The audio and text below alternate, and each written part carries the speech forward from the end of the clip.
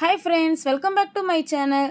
நம்ம இல்லத்தரசிகளுக்கு day to லைஃப்பில் தேவைப்படுற மாதிரி ரொம்ப யூஸ்ஃபுல்லான பல டிப்ஸ்கள் இந்த வீடியோவில் சொல்லியிருக்கேன். ஸோ இந்த வீடியோவை ஸ்கிப் பண்ணாமல் முழுமையாக பாருங்கள் ஃப்ரெண்ட்ஸ். முழுமையாக பார்த்து நான் சொல்லக்கூடிய டிப்ஸ்லாம் பிடிச்சிருந்தா இந்த வீடியோக்குமே ஒரு லைக் கொடுத்து புதுசாக பார்க்குறப்ப நம்மளோட சேனலை சப்போர்ட் பண்ணி சப்ஸ்கிரைப் பண்ணிக்கோங்க. வாங்க இப்போ வீடியோக்குள்ளே போகலாம்.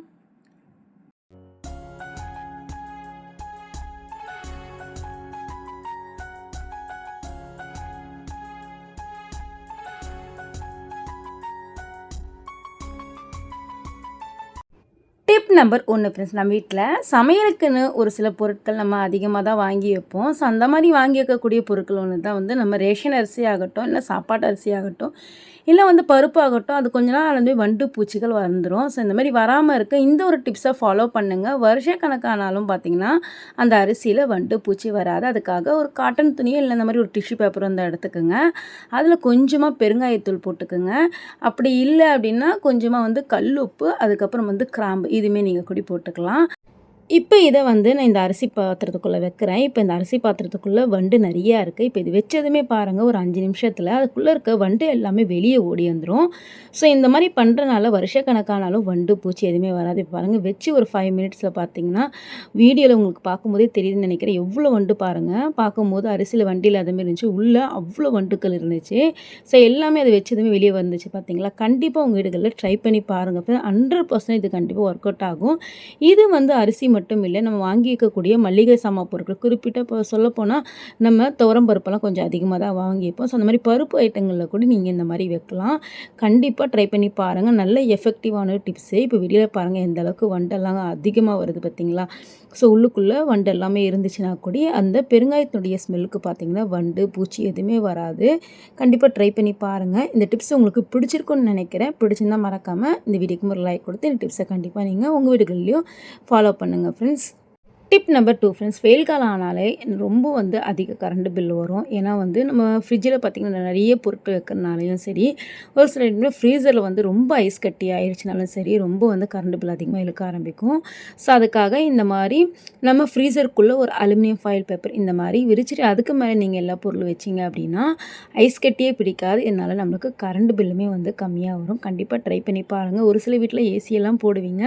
ஸோ அந்த மாதிரி ஏசியெல்லாம் போடுற வீட்டில் பார்த்திங்கன்னா இந்த மாதிரி ஃப்ரீசருக்குள்ளேயும் ஐஸ் கட்டிச்சுனாலும் சரி, அந்த டைமில் கரண்ட் பில்லுமே கொஞ்சம் அதிகமாக தான் வரும். ஸோ இந்த மாதிரி ட்ரை பண்ணிங்கன்னா கொஞ்சம் நம்மளுக்கு கரண்ட் பில்லை வந்து மிச்சப்படுத்தலாம். ட்ரை பண்ணி பாருங்கள். அந்த டிப்ஸுமே கண்டிப்பாக உங்களுக்கு பிடிச்சிருக்குன்னு நினைக்கிறேன். வாங்க இப்போ அடுத்த டிப்ஸ்குள்ளே போகலாம்.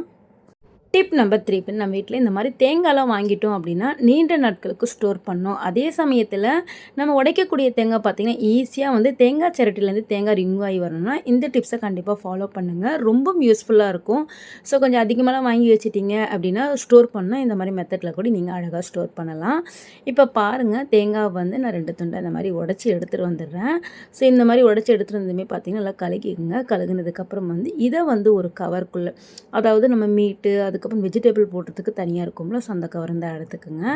அதில் வந்து இந்த மாதிரி நான் போட்டுட்டு ஃப்ரீசருக்குள்ளே வச்சிடுறேன். இது வந்து ஒரு 1 மணி நேரத்துக்கு நீங்கள் வச்சுங்க. நீண்ட நாட்கள் ஸ்டோர் பண்ணணும் அப்படின்னா நீங்கள் இந்த கவர்லேயே அப்படியே வச்சுட்டு கூட நீங்கள் ஸ்டோர் பண்ணலாம். அப்படி இல்லை, நான் வந்து தேங்காய் சிரட்டில் தேங்காய் தனியாக ரிமூவ் பண்ணி எடுக்கணும்னா இந்த மெத்தடை ஃபஸ்ட்டு ஃபாலோ பண்ணுங்கள். இந்த மாதிரி கவருக்குள்ளே போட்டு ஒரு 1/2 அன் ஹவர் நான் வச்சு எடுத்துட்டேன். இப்போ பாருங்கள், இதை வந்து என்ன பண்ணேன்னா அடுத்த ஸ்டெப்பாக வந்து ஒரு பாத்திரத்தில், நான் இது வந்து அதிகமாக தேங்காய் இருந்துச்சுன்னா நீங்கள் கண்டிப்பாக அந்த மாதிரி ட்ரை பண்ணி பாருங்கள். ஸோ இதை வந்து ஒரு பாத்திரத்துக்குள்ளே போட்டுடலாம். போட்டு ஒரு 2 செகண்டில் பார்த்தீங்கன்னா நீங்கள் கத்தியை வச்சு ரிமூவ் பண்ணிங்கன்னா அழகாக வந்து அந்த தேங்காய் சிரட்டிலேருந்து தேங்காய் வந்து தனியாக ரிமூவ் ஆகி வந்துடும். இப்போ பாருங்கள் ஃப்ரெண்ட்ஸ், ஒரு 3 நிமிஷம் தான் ஆச்சு. அழகாக பாருங்கள், தேங்காய் சிரட்டிலேருந்து தேங்காய் அழகாக ரிமூவ் ஆகி வந்துருச்சு. கண்டிப்பாக ட்ரை பண்ணி பாருங்கள். நீங்கள் அதிகமாகலாம் வாங்கி வச்சுட்டீங்க, ஃபங்க்ஷன் டைம்லாம் தேங்காய் வந்து உடைக்க முடியல அப்படின்னா இந்த மாதிரி கூட நீங்கள் ட்ரை பண்ணலாம். ஸோ சூப்பராக நம்மளுக்கு ரிமூவ் ஆகி வந்துருச்சு. இதுவே வந்து நீங்கள் நிறைய தேங்காய் வாங்கிட்டீங்க, இதுமாதிரி ஃப்ரீசரில் ஸ்டோர் பண்ணோம், அப்பப்போ எங்களால் இந்த மாதிரி எடுக்க முடியாது அப்படின்னா ஒன்ஸ் நீங்கள் ஃபுல் எல்லா தேங்காயும் இந்த மாதிரி தனியாக எடுத்ததுக்கப்புறம் வந்து இந்த மாதிரி பாக்ஸில் போட்டு நீங்கள் கட் பண்ணி கூட ஃப்ரீசரில் ஸ்டோர் பண்ணலாம். வேணும்னும் போது தேவையான அளவு எடுத்துக்கலாம். ட்ரை பண்ணி பாருங்கள் ஃப்ரெண்ட்ஸ்.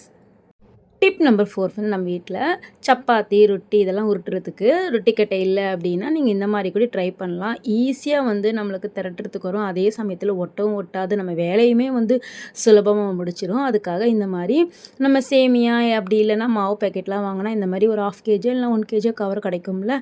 ஸோ அந்த மாதிரி கவர் இருந்தால் எடுத்துக்கோங்க. இப்போ பாருங்கள், இதை வந்து நான் இன்றைக்கி சேமியா கவர் தான் எடுத்திருக்கேன். அதை வந்து எல் ஷேப்பில் நீங்கள் இந்த மாதிரி கட் பண்ணி எடுத்துக்கணும். எல் ஷேப்பில் இந்த ஷேப்பில் நீங்கள் கட் பண்ணி எடுத்துக்கணும். மேல் போர்ஷன் கட் பண்ணி அதுக்கு எல் ஷேப் கட் பண்ணிங்கன்னா இந்த மாதிரி ஒரு ஷீட் மாதிரி நம்மளுக்கு கிடைக்கும். ஓகேங்களா? இப்போ நான் வந்து பூரியை தான் வந்து பார்த்திங்கன்னா பூரி மாவு உள்ளே வச்சுட்டு லைட்டாக எண்ணெய் மட்டும் அப்ளை பண்ணிக்கணும். நல்ல ஒரு கிண்ணம் மாதிரி இருந்துச்சுன்னா கூட ஓகே தான். அதை வச்சு மேலே லைட்டாக அந்த மாதிரி ப்ரெஸ் பண்ணிங்கன்னா அழகாக நம்மளுக்கு சூப்பராக வந்து பூரி ஷேப்பு கிடைக்கும். இது வந்து நீங்கள் டக்குன்னு பார்த்தீங்கன்னா நீங்கள் சப்பாத்தி கட்டில் உருட்டினாங்க கூட இந்த அளவுக்கு நம்மளுக்கு ஸ்பீடாக வந்து கிடைக்காது. ஸோ இந்த மாதிரி நீங்கள் ரவுண்ட் ஷேப்பில் உருட்டி வச்சிட்டிங்க அப்படின்னா லைட்டாக எண்ணெயில் டிப் பண்ணி நீங்கள் இந்த கவருக்குள்ளே வச்சு ப்ரெஸ் பண்ணிங்கன்னா ஈஸியாக வந்து நம்மளுக்கு சூப்பராக வந்து நம்மளுக்கு பூரி மாவு நல்லா வந்து திரட்டி எடுக்கலாம். பாருங்கள், ஜஸ்ட் வந்து ஒரு ப்ரெஸ் தான் கொடுத்தா அழகாக வந்து நம்மளுக்கு வந்துருச்சு. ட்ரை பண்ணி பாருங்கள் ஃப்ரெண்ட்ஸ், இது ரொம்ப யூஸ்ஃபுல்லான டிப்ஸு. டிப் நம்பர் 5 ஃப்ரெண்ட்ஸ், அதுக்காக இந்த மாதிரி ஒரு வேஸ்ட்டான டூத் பேஸ்ட் இருந்தால் எடுத்துக்கோங்க. அதை வந்து மேல் போர்ஷன் தலை போர்ஷன் மட்டும் கட் பண்ணி எடுத்துக்கிட்டேன். கீழ் போர்ஷனை வந்து லைட்டாக இந்த மாதிரி நெருப்பில் காட்டி பெண்ட் பண்ணிங்கன்னா அழகாக வந்து இந்த மாதிரி பெண்ட் ஆகும். இப்போ இதை வந்து நம்மளுக்கு எதுக்கெல்லாம் யூஸ் பண்ணலாம்னா, ஒரு சில வீட்டில் ஆணியே அடிக்க முடியாத இடத்துல நிறைய பொருட்கள் நம்மளுக்கு மாட்ட வேண்டிய சுச்சுவேஷன் இருந்துச்சு. அந்த மாதிரி சமயத்தில் வேஸ்ட்டாக தூக்கி போட்டு வச்சுருக்க இந்த ப்ரெஷ்ஷை வந்து இந்த மாதிரி நீங்கள் மடக்கிட்டு பேக் சைடில் க்ளூகன் வச்சு இந்த மாதிரி ஒட்டிட்டீங்க அப்படின்னா வாலில் இந்த மாதிரி எந்த இடத்துல நம்மளுக்கு தேவைப்படுதோ அந்த இடத்துல இந்த மாதிரி ஒட்டி வச்சிட்டிங்கன்னா நம்மளுக்கு இது வந்து ஒரு நல்ல ஒரு ஹேங்கர் மாதிரி யூஸ் ஆகும். கண்டிப்பாக ட்ரை பண்ணி பாருங்கள். இதில் வந்து நம்ம ஐடி கார்டு, அதுக்கப்புறம் வந்து கேஸ் கட்டரு, கவரு, ஈவன் பார்த்திங்கன்னா நம்ம வாஷ்ரூமில் ஆணி அடிக்க முடியல அப்படின்னா டவல்லாம் எதனா மாட்டணும் அப்படின்னா கூட டவல் மாட்டுறதுக்கு கூட நம்ம யூஸ் பண்ணிக்கலாம். பாருங்கள், சூப்பராக நம்மளுக்கு ஒரு ஹேங்கர் மாதிரி இது யூஸ் ஆகுது. கண்டிப்பாக ட்ரை பண்ணி பாருங்கள். அது மட்டும் இல்லாமல் நம்ம வீட்டில் துடைக்கக்கூடிய அந்த மாப்பெல்லாம் வந்து மாட்டுறதுக்கு கூட நீங்கள் யூஸ் பண்ணிக்கலாம். சாவி இந்தமாரி மாட்டுறதுக்கு கூட நீங்கள் இதை வந்து யூஸ் பண்ணிக்கலாம். ட்ரை பண்ணி பாருங்கள் ஃப்ரெண்ட்ஸ். அது மட்டும் இல்லை, நம்ம வீட்டில் பெல்ட் எதனா இருந்துச்சுன்னா கூட நீங்கள் அழகாக அந்த மாதிரி பெல்ட்டு கூட மாட்டி வச்சுக்கலாம். கண்டிப்பாக ட்ரை பண்ணி பாருங்கள். இந்த டிப்ஸ் பிடிச்சிருந்தாலும் மறக்காமல் இந்த வீடியோக்கு லைக் கொடுத்துருங்க. இந்த டிப்ஸ் ரொம்ப பிடிச்சிருந்தா உங்கள் ஃப்ரெண்ட்ஸ் அண்ட் ஃபேமிலிக்கும் ஷேர் பண்ணுங்கள். டிப்ஸ் நம்பர் 6 நம்ம வீட்டில் தலவாரக்கூடிய அந்த சீப்பு பார்த்திங்கன்னா அழுக்கு ரொம்ப புடைஞ்சிருக்கும். அது ரொம்ப நாள் வந்து நம்ம அந்த அழுக்கூடையே வைக்கக்கூடாது. நம்மளோட ஹேருக்குமே வந்து ப்ராப்ளம் ஆகும். ஸோ மந்த்லி ஒன்ஸோ இல்லை 2 வீக்ஸ் ஒன்ஸோ இந்த மாதிரி நம்ம ஃபேஸ்க்கு யூஸ் பண்ணுற ஃபேஸ் பவுடரை இந்த மாதிரி சீப்பில் கொட்டிட்டு அழகாக நீங்கள் டூத் ப்ரஷ், அதை வேஸ்ட்டாக தூக்கி போட்டு வச்சுருக்க டூத் ப்ரஷ் வச்சு லைட்டாக நீங்கள் இந்த மாதிரி பண்ணிங்கனாவே அதுக்குள்ளே இருக்க அழுக்கு எல்லாமே வந்துடும்.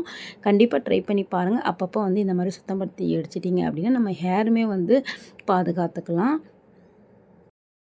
டிப் நம்பர் 7 ஃப்ரெண்ட்ஸ், அதுக்காக இந்த மாதிரி வேஸ்ட்டான டூத் ப்ரஷ் தான் எடுத்துக்கோங்க. அதை வந்து இந்த மாதிரி தலை போர்ஷனில் கட் பண்ணிவிட்டு இப்போ நான் வீடியோவில் காட்டுற பாருங்கள், அந்த மாதிரியே இப்போ இந்த ரெண்டுத்தையுமே ஒட்டை வைக்கணும். மேலே இந்த மாதிரி ஃபெவிக்ளூ வச்சுட்டு இந்த மாதிரி ஒட்டிக்கலாம், இல்லை ஃபெவிகன்னு கூட வச்சு நீங்கள் ஒட்டிக்கலாம். இப்போ பாருங்கள், சூப்பராக இதை வந்து நம்ம வீட்டில் இருக்கக்கூடிய லேப்டாப்பு, அதுக்கப்புறம் வந்து கம்ப்யூட்டரோட கீபோர்ட்ஸு, அது மட்டும் இல்லை டிவியோட பேக் சைடெலாம் வந்து குட்டி குட்டி ஹோல்ஸ் எல்லாம் இருக்கும். ஸோ அந்த இடத்துல துணி வச்சு க்ளீன் பண்ண முடியாது. அந்த இடத்துலையுமே பார்த்தீங்கன்னா நல்லா இந்த ப்ரெஷ்ஷை வச்சு அழகாக க்ளீன் பண்ணலாம். இந்த இடத்துலாம் துணி வச்சு துடைச்சிக்கலாம். பட் இந்த குட்டி குட்டி இடத்த வந்து துடைக்க முடியாது. அதை வந்து இந்த மாதிரி ப்ரெஷ் வச்சு நீங்கள் க்ளீன் பண்ணிக்கலாம். அதே போல் இந்த ஃபேனோட வெளி போர்ஷன், இந்த இடத்துல இந்த கம்பிகள்லாம் வந்து டஸ்ட்டு படிஞ்சிருக்கலாம், அந்த இடம்லாம் க்ளீன் பண்ணுறதுக்கு கூட நீங்கள் யூஸ் பண்ணிக்கலாம்.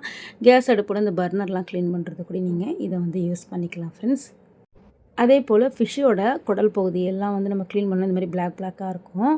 ஸோ அது என்னதான் கத்தி வச்சு க்ளீன் பண்ணாலும் க்ளீன் பண்ண வராது. இந்த மாதிரி ப்ரெஷ்ஷை போட்டு லைட்டாக வந்து நீங்கள் இந்த மாதிரி தேய்ச்சிட்டு கழுகுனீங்க அப்படின்னா சூப்பராக பார்த்திங்கன்னா இந்த மீனோட குடல் பகுதி வந்து அழகாக வந்து கழுகி எடுத்துடலாம். கண்டிப்பாக ட்ரை பண்ணி பாருங்கள். சுத்தமாக வந்து சூப்பராக வந்து டக்குன்னு நம்மளுக்கு க்ளீன் பண்ணி கொடுத்துரும். ஓகே ஃப்ரெண்ட்ஸ், இந்த வீடியோ சொன்ன எல்லா டிப்ஸுமே கண்டிப்பாக உங்களுக்கு பிடிச்சிருக்கும்னு நினைக்கிறேன். அப்படி பிடிச்சிருந்தா மறக்காமல் இந்த வீடியோக்கும் லைக் கொடுத்து புதுசாக பார்க்குறப்ப நம்மளோட சேனலை சப்போர்ட் பண்ணி சப்ஸ்கிரைப் பண்ணிக்கோங்க. இது வரைக்கும் என்னோட சேனல் நிறைய பேர் சப்போர்ட் பண்ணி சப்ஸ்கிரைப் பண்ணியிருக்கேன். சப்போர்ட் பண்ண எல்லா ஃப்ரெண்ட்ஸ்க்கும் ரொம்பவும் தேங்க்ஸ் சொல்லிக்கிறேன். தேங்க்யூ ஃபார் வாட்சிங்.